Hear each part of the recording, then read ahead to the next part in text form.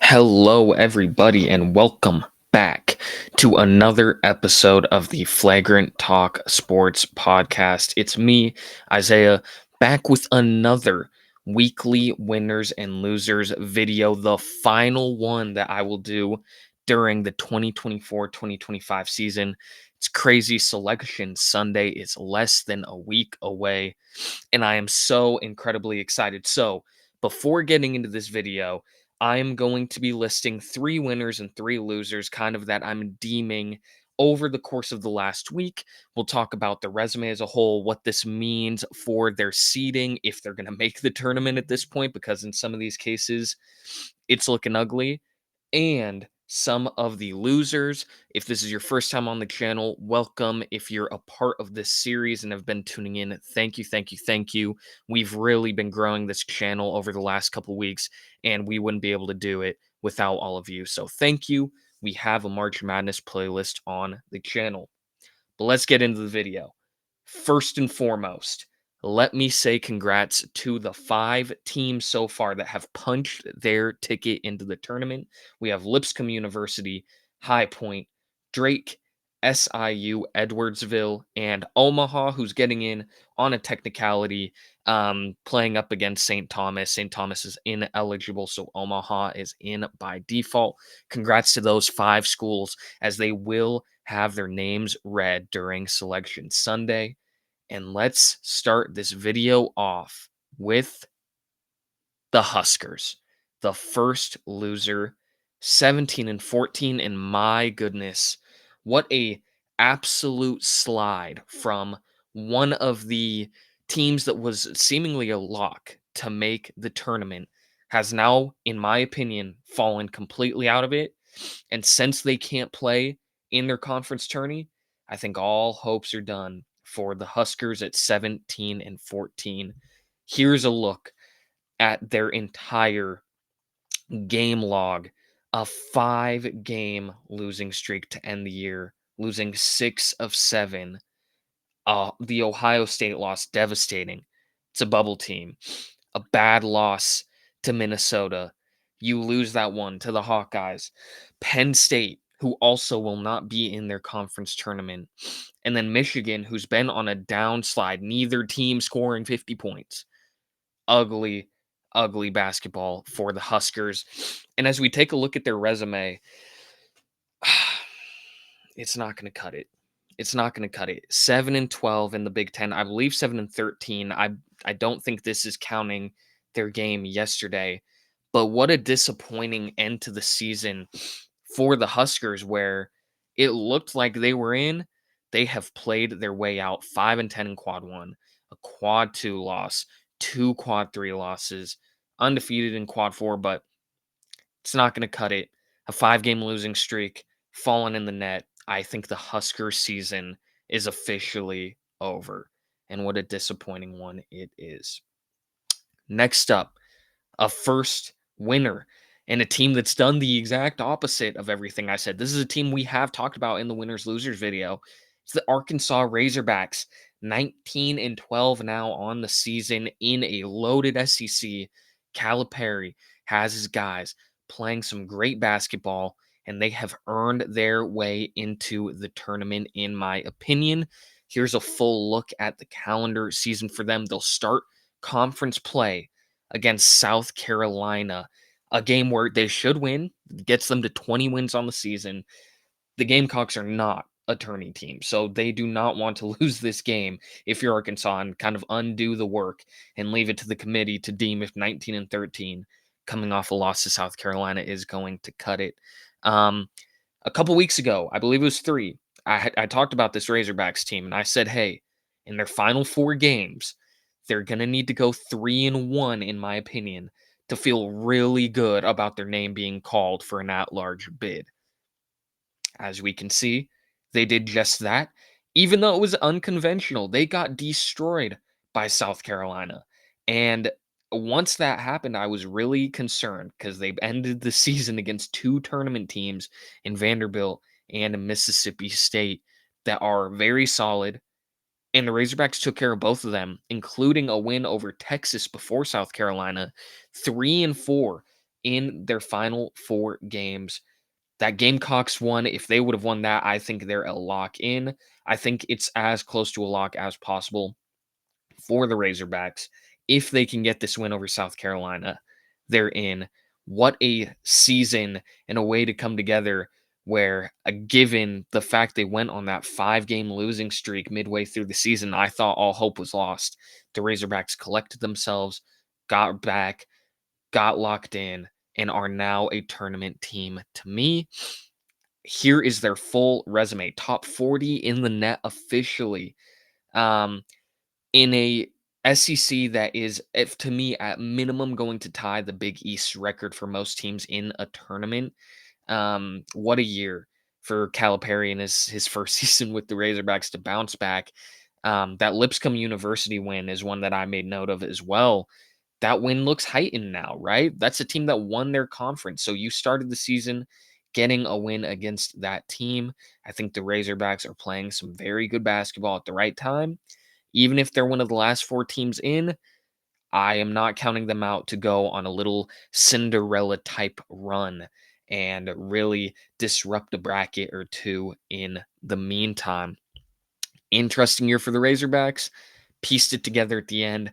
I have them in the field. And if they get that win over South Carolina, I think they could bow out the next game and still qualify for the tournament.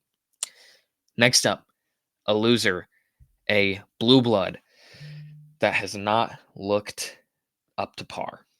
The North Carolina Tar Heels, 20-12 now on the season. This has been a team, if you've been following this channel, tuning into our March Madness videos, both me and my co-host Moses have been outspoken that this team does not deserve a place in the bracket. That loss to Duke solidifies that to me. Their resume, very bad. And if I'm being fully transparent, it's blue blood bias that their name is even talked about, that it's even in the conversation. Because if you remove the logo, and I know the prestige, I know the school, I've been a basketball fan my entire life, I know what this Tar Heels logo means, it's not going to cut it. Here is their entire game log for this season. As you can see, even when they rattled off that win streak at the end of the year, we talked about this in our bracket video. Um, Not moving me. None of those wins are against tournament teams in between the loss to Clemson and Duke, who are obviously tourney teams, with Clemson being a very good team in the ACC and Duke being a 1 seed. When they hear their name called, potentially the number 1 overall seed. They have kept that door open. And while the Tar Heels kept it close, and it felt like maybe they could get this big win when they needed it most, Duke played the basketball, the brand of basketball that they've been playing all season long, took care of business, winning the game by 13 points. This Tar Heels team, you could take a look. 1-11 in quad 1. Their one victory on a neutral court against UCLA is obviously a good one. That's not going to cut it.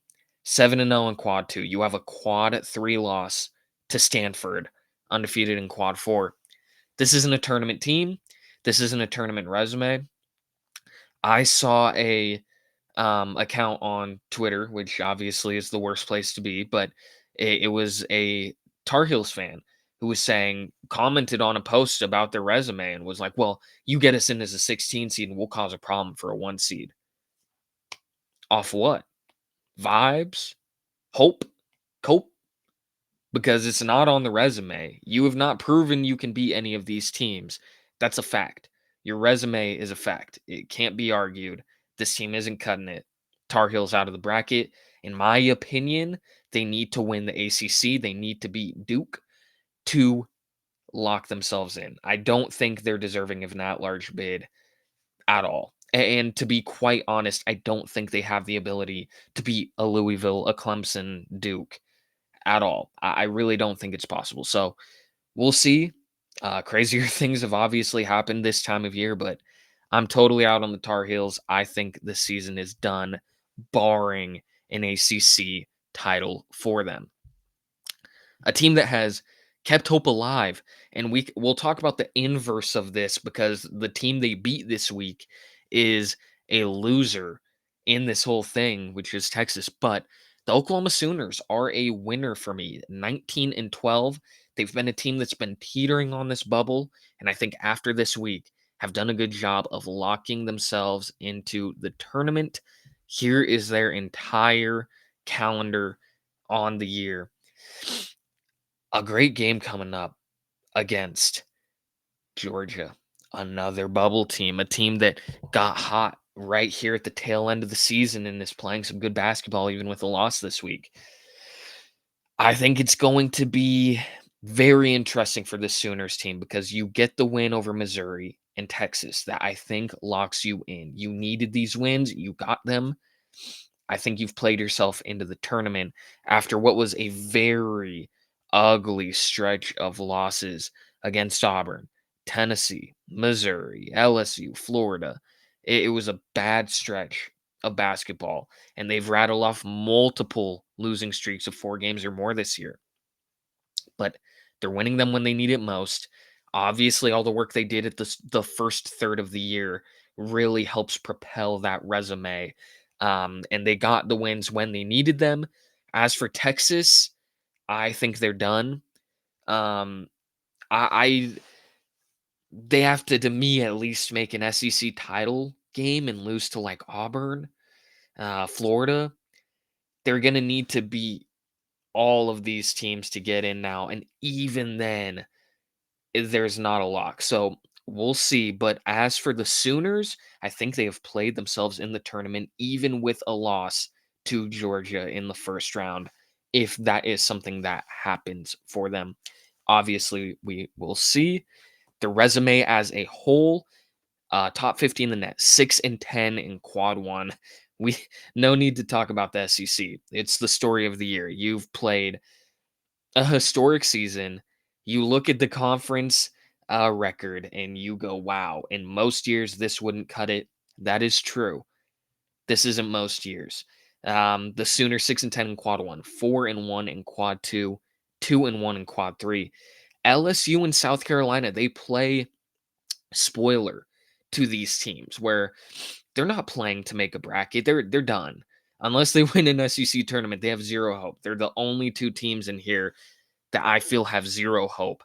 Oklahoma doesn't have zero, it's low, but they have some. You can't take a loss to them. So that is kind of weighing them down. If you could have gotten that win, been at 20 wins, I think you're safe and sound, but we'll have to wait and see so far. I think the Sooners are in.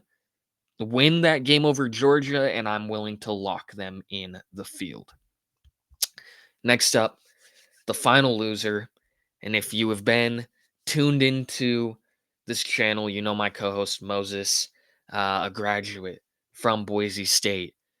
Man, disappointing. This is a team that was surging at the right time, and their season's not over. They could still get in as an at large team potentially. It's a weaker bubble, so that hope is always there. But the Boise State Broncos, after a tough loss while going on a winning streak, has left their season with a massive question mark regarding if they will make the field or not. As you can see here, the loss to Colorado State by 10 points, devastating. Colorado State is a good team. It's not like you took a loss to an Air Force or a team that would really, really hurt your resume to the point where you have to win the Mountain West Conference in order to get in. But Boise State, they rattle off wins over New Mexico, Nevada, Utah State, Fresno State, Air Force. And this Colorado State game, if they could have won that, they'd be in a great, great spot for an at-large bid. That loss now leaves the door open for them to not cut it. They will open Mountain West Conference play on Thursday against San Diego State, a team that has been flailing down the stretch. That went from similar to Nebraska, a lock to make the tournament, looking pretty good with some wiggle room, to losing all that wiggle room. This is a big game for both of them. That will be a tournament game, 100%.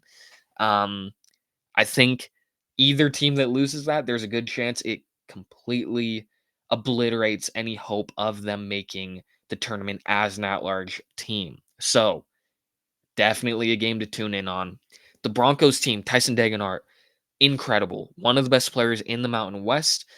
Senior now with this team. He has continued to improve, scores the ball well, rebounds well, solid playmaker, can shoot it a little bit. A very complete player, but they're going to need to rely on him and the Broncos getting some wins in the Mountain West in order to lock themselves in. As we take a look at their resume as a whole, that quad four loss to Boston College has been one we've talked about. It was, I believe, originally quad three, has spiraled back to a quad four. You can't take that. A quad three loss to WSU on a neutral site. Can't take those. Like, those are the types of losses that really hurt you. And they have some solid wins, right? You St. Mary's and Clemson are two very good teams. I think Clemson is probably, to me, the second best team in the ACC behind Duke. And St. Mary's is probably the best team in the WCC, even ahead of Gonzaga. So, two great wins there. All the rest are losses at 2-5. We'll see. This Boise State team's at-large hopes are alive, but with the Colorado State loss, they have certainly shrunk quite a bit. That the wiggle room is not there. They've played some good basketball as of late. Definitely a team capable of winning the Mountain West and securing a place for them in the bracket. And that leaves us with the final team, the final winner in this video. A team whose season has been truly all over the place. I have the Indiana Hoosiers making it in 19-12. To me, have probably played themselves into the tournament for an at-large bid, which is absolutely insane given the way this season has gone in disappointing fashion. Mike Woodson, the head coach, already being told, hey, you're not coming back. There's nothing that can really happen for that to take place. You will be fired at the end of the season.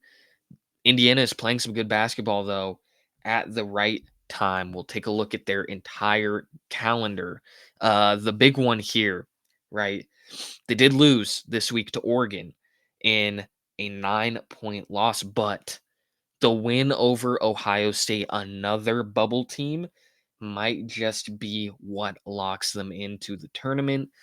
They desperately needed that. This is a game that Mo and I had been highlighting as a tournament game, where whoever wins it stands a really good chance for an at-large bid. Whoever loses it is going to have serious ground to make up in conference play. I think Indiana now has positioned themselves to be in a great spot when the names are read on Selection Sunday. Here is their resume as a whole. Again, an interesting one at that. They rattled off so many losses there towards about the 2/3 way in the season, where they just did a ton of damage that made it really hard for them at the end of the season that they had to make up for. They have the talent, though. Miles Rice, guard transfer from WSU, who I've loved to see play, a tremendous player. Omar Ballo, Zags transfer, Arizona transfer. As a big man, he's been very solid for Indiana when he's on the court. So we'll see. It's going to be tough. Obviously, playing in the Big Ten tournament, you're going to have these opportunities to rattle off a couple very quality wins to end the season. We'll see what Indiana can do. But given the work they have done to end this year, I think Indiana stands a very good chance for an at-large bid. And that is the entirety of the video. Let me know some of your winners, some of your losers, teams you're feeling bold about, teams you've totally put your hands up and said, hey, I think it's done. That's where I'm at with a team like Nebraska, where I'm out. I think it's over. Or whatever your thoughts are on March Madness. Again, have loved having the opportunity to make these videos for all of you. Thank you for the constant love. We will have plenty more over the next couple weeks about March Madness. Song of the Pod, Feels Like Summer by Vince Staples. Have a great start to your week, and we will see you in the next video. Peace out, everybody.